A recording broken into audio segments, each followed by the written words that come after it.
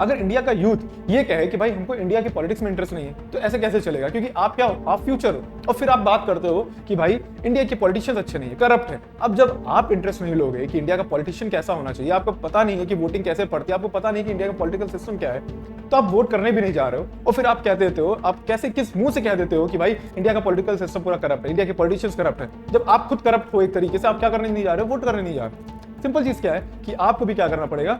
Vote करने जाना पड़ेगा, तभी आप क्या कर सकते हो? इंडिया की पॉलिटिकल सिस्टम, इंडिया की डेमोक्रेसी को मजबूत कर सकते हो। Hello everyone, are you the first time voter? क्या आप पहली बार वोट करने वाले हो इस बार के इलेक्शंस में? क्या आपको पता है कि इंडिया का इलेक्शन प्रोसेस क्या है? आज इस छोटी सी वीडियो में हम लोग क्या जानेंगे कि इंडिया का पूरा इलेक्शन प्रोसेस क्या होता है, क्योंकि आपको पता है इस समय एक तरीके से इलेक्शंस का त्योहार चल रहा है पूरे इंडिया में। पूरा देश उसमें क्या है, एक तरीके से त्योहार को मना रहा है, वोट डालने जा रहा है। और आप क्योंकि पहली बार वोटर हो, या आप वोटर पहली बार ना हो, अगर आपको इलेक्शन प्रोसेस ना पता हो, तो ये वीडियो आपके लिए क्या है? ये आपको बताने के लिए है कि भाई इंडिया का इलेक्शन प्रोसेस क्या है, इंडिया का इलेक्शन सिस्टम क्या है, इलेक्शन कमीशन क्या है। आप जो वोट करने जा रहे हो वो दो लोगों में बीच में आप कैसे कंपेयर कर रहे हो, समझ रहे हो? तो मतलब ये छोटी सी वीडियो आपको ये बताने वाली है कि इलेक्शन प्रोसेस कैसे वर्क करते हैं इंडिया में, समझ गए? फिर हम लोग क्या करते हैं, बिना देरी के शुरू करते हैं। मैं हूं राघवेंद्र, और आज देखते हैं हम लोग क्या इंडिया का इलेक्शन सिस्टम क्या होता है। पहले आप ये देखिए क्या लिखा हुआ है, your one vote can change the Indian politics. आप देखते हो कि हम लोग पढ़ते हैं न्यूज़पेपर में, जब भी आता है इलेक्शंस होते हैं तो बोला जाता है कि भाई 50% वोट पड़ा। आखिर क्यों सिर्फ 50% वोट क्यों पड़ा?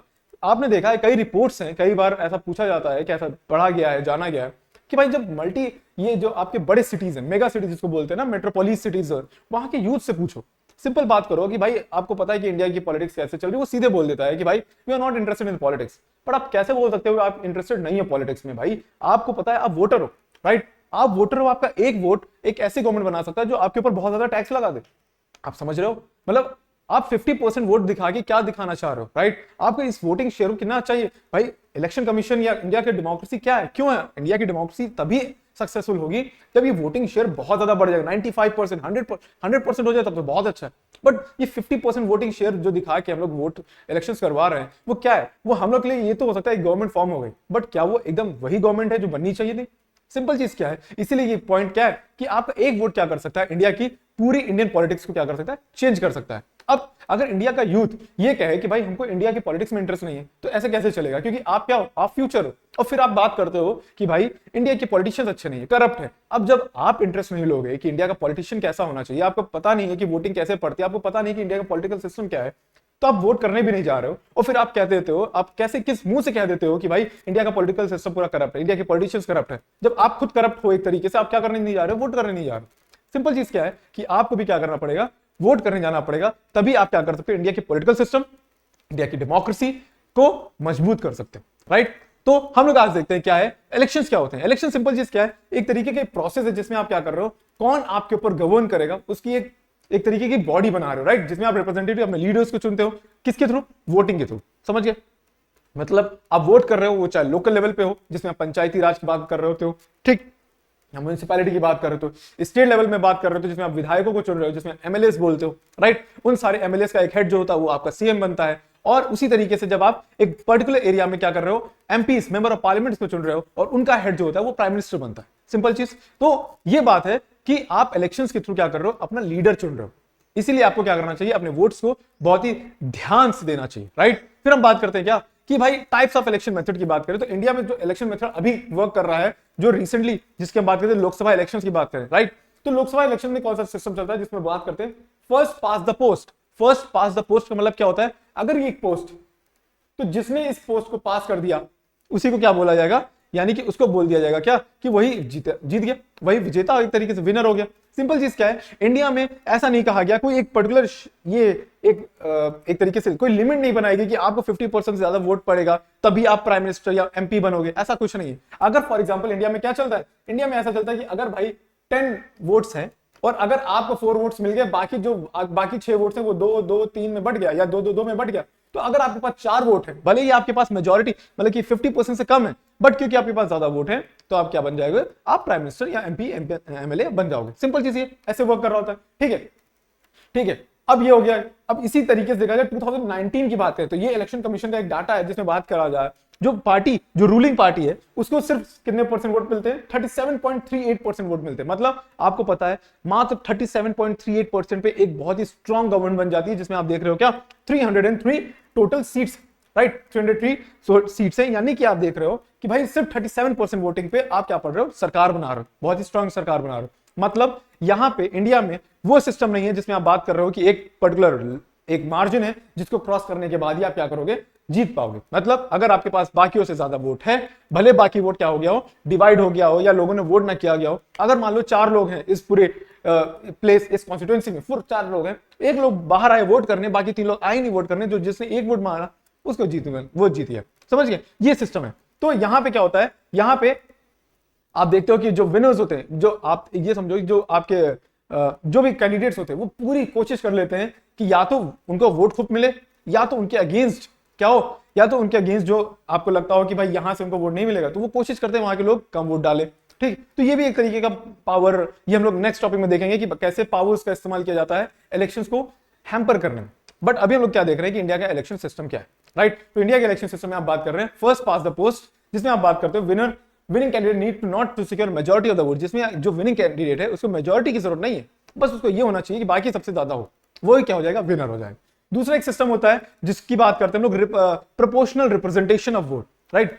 वो जो वोटिंग सिस्टम है वो कहां यूज होता है? हमारे यहाँ राज्यसभा के इलेक्शंस में, वो हमारे प्रेसिडेंट के इलेक्शंस में होता है, राइट। आप बात कर रहे हो हमारे वाइस प्रेसिडेंट के इलेक्शन में होता है, मतलब वो होता है proportional representation of vote. But क्योंकि वो एक ऐसा प्रोसेस है जिसमें बहुत टाइम लगता है, तो उसको इंडिया ने क्या किया? उसको इंडिया ने लोकसभा और विधानसभा इलेक्शंस में अप्लाई नहीं किया है। बाकी राज्यसभा के इलेक्शंस में हो तो उसको अप्लाई किया गया है। चाहे वो प्रेसिडेंट के इलेक्शन में हो, आप देखते हो कि आपका सिंगल ट्रांसफरेबल बाय वोट वाला सिस्टम चलता है, राइट। ये हो गया आपका। फिर बात करते हैं इलेक्शन प्रोसेस इन इंडिया की बात करें तो ये एक सीरीज ऑफ स्टेप्स है। इलेक्शन प्रोसेस क्या है? पूरा प्रोसेस है, कैसे आप देख रहे हो इंडिया में इलेक्शंस हो रहे हैं, राइट। जिसमें आप देखते हो इलेक्शन कमीशन नोटिफिकेशन इशू करेगा, और भी कई सारी चीजें होंगी जो भी हम लोग देख रहे हैं, ठीक है। इसमें आप क्या देख रहे हो कि वो प्रोसेस है, एक सीरीज ऑफ स्टेप्स है जिसमें आप देख रहे हो इलेक्शंस होंगे, रिप्रेजेंटेटिव जो होंगे अपना कैंपेनिंग करेंगे, बाकी सारी चीजों को इलेक्शन प्रोसेस बोलते हैं। अगर इलेक्शन प्रोसेस की बात करें तो ये 7 स्टेप्स हैं या 8 स्टेप्स हैं जो होते हैं। कौन कौन से?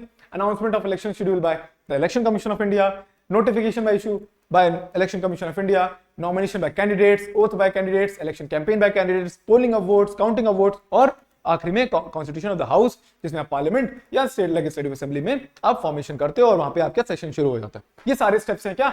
इंडियन पॉलिटिकल इलेक्शन प्रोसेस में। आप समझ रहे हो? मतलब इंडियन इलेक्शन प्रोसेस की बात करें तो ये 8 स्टेप्स कौन से हैं? ये 8 स्टेप्स क्या हैं? ये फॉलो किए जाते हैं। अब बात करते हैं पहला क्या है, टाइम ऑफ इलेक्शन की बात करें तो टाइम ऑफ इलेक्शन की ये बात है कि आपको पता है कि हर 5 साल में इलेक्शंस होते हैं, ठीक। हर 5 साल में इलेक्शंस को होना है, ये कहां लिखा है? हमारे कॉन्स्टिट्यूशन में लिखा है, ठीक। अगर अर्लियर हो गया, अर्लियर कब होते हैं? जब या तो उसको डिसॉल्व कर दिया गया हो, क्या, चाहे वो पार्लियामेंट हो चाहे वो स्टेट लेजिस्लेटिव असेंबली हो, राइट। अगर उसको डिसॉल्व कर दिया गया तो पहले भी हो सकता है 5 साल, ठीक है। बट कभी भी 6 महीने से ज्यादा का बीच में गैप नहीं होना चाहिए। मतलब आप देख रहे हो तो constitution has a gap between the last session and the dissolve Lok Sabha election, जिसमें आप बात कर रहे हो कि अगर डिसॉल्व भी हो गई और अगले सेशन के बीच आपको 6 महीने का गैप नहीं होना चाहिए, 6 महीने के अंदर आपको इलेक्शंस करवा लेने। सिंपल चीज ये कि मतलब कि अगर कोई लोकसभा डिसॉल्व हो गई है तो 6 महीने के अंदर आपको इलेक्शन करवाना है, ताकि जो अगला सेशन हो वो 6 महीने के बाद किया जा सके। चाहे वो आपका कोई भी सेशन हो, जब लोकसभा में बात करो, चाहे मानसून सेशन हो, चाहे आपका विंटर सेशन हो, कोई भी सेशन हो, राइट। फिर बात करते हैं क्या, elections have to be concluded before the expiry of 6 month. Simple चीज, रिजोल्यूशन से भी 6 महीने पहले आप क्या करना है, आपको 6 महीने पहले से आपको इलेक्शंस करवा लेने। मतलब इस 6 महीनों के अंदर हमारे पास एक नई सरकार होनी चाहिए।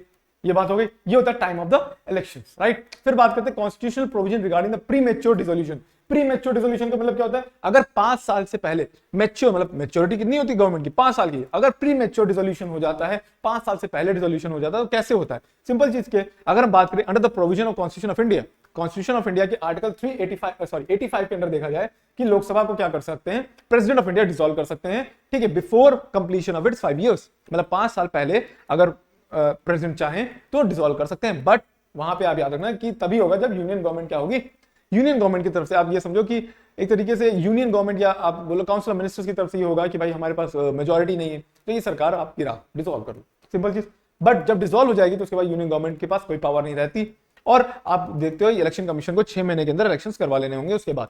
सेम ऐसे ही क्या होगा, सेम ऐसे ही होगा आपका स्टेट असेंबलीज के लिए। यानी under the article 174 of the constitution of India, governor क्या करता है, डिसॉल्व कर सकता है स्टेट लेजिस्लेटिव असेंबली को, अगर उसको दिख रहा है कि भाई उसके पास मेजॉरिटी नहीं है या कॉन्स्टिट्यूशन के अगेंस्ट काम कर रहा है। सिंपल चीज ये हो गई कि भाई आप देख रहे हो कि 5 साल पहले अगर प्रीमेच्योर आपका डिसोल्यूशन हो रहा है तो कैसे हो रहा है, ठीक है, कौन से आर्टिकल्स के अंदर हो रहा है। ये 2 आर्टिकल्स हैं जो इंपॉर्टेंट है हमारे लिए, ठीक। फिर बात करते हैं announcement of election schedule by the election commission of India. Election commission of India क्या करता है, हमारा शेड्यूल को अनाउंस करता है, राइट। आप देखते हो जैसे अभी इलेक्शंस आ रहे हैं तो वो शेड्यूल का अनाउंसमेंट कब हो गया था, जनवरी और दिसंबर, जनवरी फेब के टाइम पे हो गया था। उससे क्या हो जाता है कि भाई अब हम लोग तैयार हो जाएं कि इलेक्शंस होने हैं, राइट। आप इसमें ध्यान देख रहे हो, मतलब 5 टर्म एक्सपायर्ड, ठीक। आप देखते हो कि इलेक्शन कमीशन ऑफ इंडिया क्या करती है कि भाई वो कहती है कि भाई अपनी इलेक्शन मशीनरी को तैयार कर लेती है कि भाई अब तैयार हो जाओ, अब क्या है प्रैक्टिस करना शुरू कर दो, भाई लोगों को बताना शुरू कर दो, अपनी टीम तैयार करना शुरू कर दो, मशीनरी पूरी तैयार कर लो। क्यों? क्योंकि भाई अब बहुत ही बड़ा त्योहार आने वाला है जिसको हम बोलते हैं क्या, election of India, right. Election of India में आपको पता है पूरा इंडिया उसमें मिल जाता है, ठीक है। फिर ये एक प्रोसेस हो गया, फिर इलेक्शन कमीशन क्या करता है, शेड्यूल को एक तरीके से प्रेस कॉन्फ्रेंस के through few weeks before the normal press set in motion, मतलब आप देखते हो कि जैसे आप देखते हो कि इलेक्शन कमीशन क्या करेगा, एक मीटिंग करता है ऐसे, और फिर वो क्या करेगा, डेट्स को भी अनाउंस करता है, ठीक है। उसी को इशू, और ये भी बोलता है कि मॉडल कोड ऑफ कंडक्ट भी बताता है कि जिसमें आप कैंडिडेट्स को बताते हो कि जैसे ही आप देखते हो कि शेड्यूल अनाउंस हो गया वैसे ही मॉडल कोड ऑफ कंडक्ट भी लागू हो जाता है एक तरीके से देश में। मॉडल कोड ऑफ कंडक्ट क्या होता है वो भी हम लोग कमिंग वीडियो में देखेंगे, कमिंग टाइम में, ठीक है, राइट। अब बात करते हैं issue of notification. Few days after announcing the election schedule, जैसे इलेक्शन शेड्यूल अनाउंस होता है उसके बाद इलेक्शन कमीशन क्या करता है, नोटिफिकेशन ले आता है। नोटिफिकेशन ले आने का मतलब क्या है, इसके बाद क्या होता है, इसमें फॉर्मल प्रोसेस शुरू हो जाता है जिसमें आप देखते हो कि मेंबर्स जो होते हैं वो क्या करने लगते हैं, आप देखते हो कि मेंबर्स आने लगते हैं कि भाई अब हमको क्या चाहिए, टिकट चाहिए, ये सब बातें यहां से शुरू हो जाती है। मतलब एक तरीके से नोटिफिकेशन आ गया है कि भाई अब इलेक्शन की तैयारी शुरू कर लो, राइट। नोटिफिकेशन कौन लाता है, इलेक्शन कमीशन ऑफ इंडिया लेके आता है, ठीक। Election commission of India issue करता है नोटिफिकेशन, ठीक। फिर आता है filling of nomination by candidates. देख रहे हो आप मोदी जी क्या कर रहे हैं, अपना कैंडिडेचर, अपना नॉमिनेशन फाइल कर रहे हैं। इसमें क्या होता है, आप ये देख रहे हो कि भाई जो आपका कैंडिडेट है जिसको इलेक्शन लड़ना है वो क्या करता है, अपना नॉमिनेशन फाइल करता है कि भाई मुझे इलेक्शन लड़ना है। अब उसमें वो अपनी सारी जानकारी बताता है कि भाई मेरे पास इतना पैसा है, मेरे पर ये केसेस चल रहे हैं, मेरी ये एज है, मेरी एजुकेशन है, ठीक है। याद रखिएगा इसमें अगर गलत आपने कभी भी डिटेल्स दी तो कई बार कई सारे विधायकों की, सांसदों की, उनकी क्या चली जाती है, मेंबरशिप तक चली जाती है, उनकी पावर, उनके मतलब की सीट तक छिन जाती है। क्यों? क्योंकि उन्होंने क्या किया है, गलत नॉलेज, गलत इंफॉर्मेशन क्या की है यहां पे बताया हुआ है। सिंपल चीज ये है। अब क्या है, कैंडिडेट्स को दिया जाता है हफ्ता भर, उसमें क्या करते हैं वो अपने नॉमिनेशन फाइल करते हैं। आप देखते हो कई बार जो लीडर्स होते हैं वो जब नॉमिनेशन फाइल करने जाते हैं तो पूरी रैली लेके जाते हैं, और कई बार तो भाग भाग के जाते हैं। क्यों? क्योंकि एक पर्टिकुलर टाइम डिसाइड किया जाता है कि भाई इतने टाइम में आपको नॉमिनेशन फाइल करना है, नहीं करोगे तो टाइम भैया खत्म। तो एक तरीके से आपको टाइम दिया जाता है कि आपको नॉमिनेशन फाइल करना है, ठीक है। अब ये नॉमिनेशन पेपर क्या होता है, स्क्रूटनाइज, चेक किए जाते हैं, किसके द्वारा, रिटर्निंग ऑफिसर्स के द्वारा, राइट। और फिर उसको किया जाता है कि अगर उसमें रिजेक्ट करना होगा तो उसमें पहले आप हियरिंग होगी, छोटी सी हियरिंग होती है, उसके बाद क्या कर दिया जाता है, रिजेक्ट कर दिया जाता है कि भाई ये कमियां हैं। अब आप क्या हो, आपको फिर से या तो नॉमिनेशन पेपर फाइल करो या तो आप क्या कर सकते हो, आपको कैंसिल किया जा सकता है। सिंपल चीज ये। अब देखिए validity of nominated candidates can be withdrawn. अगर आपने नॉमिनेशन कर लिया है और फिर आपका अचानक से क्या हुआ, मन में परिवर्तन, हृदय परिवर्तन हो गया कि भाई इलेक्शन नहीं लड़ना है, किसी भी कारण से हो सकता है, सिंपल चीज है, हो सकता है ना मन हो सकता है कि पैसे ना हो आपके पास, सिंपल चीज, ठीक है। जैसे एक बहुत बड़े मिनिस्टर हैं जिन्होंने कहा कि भाई मेरे पास पैसा नहीं है इलेक्शन लड़ने का, और मैं मतलब कि बहुत कैबिनेट मिनिस्टर है, उन्होंने कहा कि भाई मेरे पास पैसे नहीं है इलेक्शन लड़ने का, उन्होंने क्या किया कि इलेक्शन नहीं लड़ेंगे वो। सिंपल चीज ये है कि भाई कोई भी कारण हो सकता है आप इलेक्शन ना लड़ने की, सिंपल चीज। फिर बात करते हैं क्यों, तो आपको 2 दिन के अंदर क्या करना पड़ेगा, अगर आपने नॉमिनेशन फाइल कर दिया तो 2 दिन में आप क्या कर सकते हो, विड्रॉ भी कर सकते हो कि ठीक मैं नहीं लड़ूंगा, ठीक या नहीं लड़ूंगा, सिंपल चीज ये हो गया। फिर बात करते हैं क्या, ओथ एंड अफर्मेशन। जब आप नॉमिनेशन फाइल करते हो तब आपको एक ओथ भी लेनी पड़ेगी, ठीक है, कि भाई आप क्या कर रहे हो कि आप कॉन्स्टिट्यूशन के अकॉर्डिंग काम करोगे, फिर आप क्या कर रहे हो, इलेक्शंस में आप फ्री एंड फेयर करोगे, ये सब चीजें होती है। Candidate has to make a subscribe and oath and affirmation, जिसमें आप क्या करोगे, कोई भी ऑफिसर होगा जिसको इलेक्शन कमीशन ने ऑथराइज किया होगा उसके सामने आपको क्या करना पड़ेगा, ये ओथ लेनी पड़ेगी, ठीक है। वही अक्सर कौन होता है, वही रिटर्निंग ऑफिसर होगा जिसने अभी आपसे नॉमिनेशन पेपर लिया है, ठीक है।